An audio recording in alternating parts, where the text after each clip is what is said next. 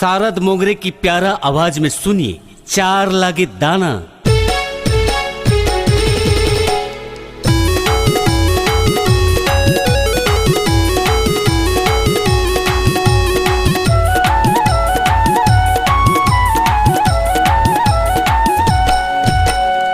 नहीं छोड़ो कलाई हो जाओ बदनाम हो, जमाना देखे चाहे चले जाए जानो।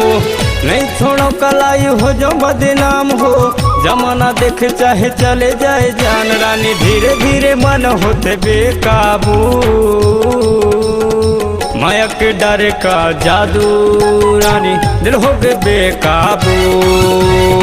माया के डर का जादू रानी दिल हो गए बेकाबू।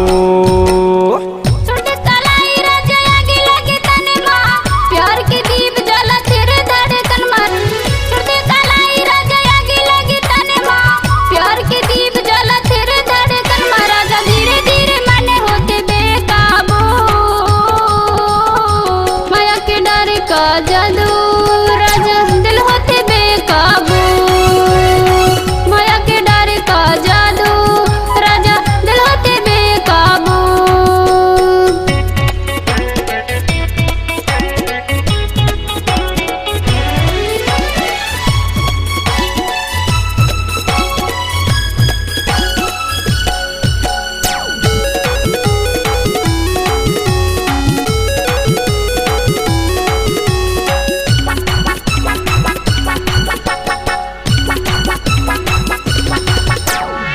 सज संवर के झंझा अकेली गोरी कारी मोर हो।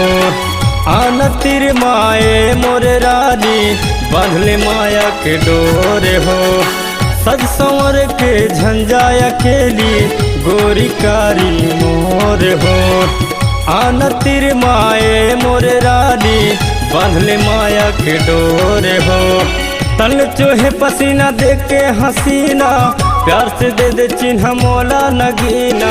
तले चोहे पसीना देख के हसीना प्यार से दे दे चिन्ह मोला नगीना। अरे दे दे झनकर आना कानी, माया के डर का जादू रानी दिल हो गए बेकाबू। माया के डर का जादू गोरी दिल हो गए बेकाबू।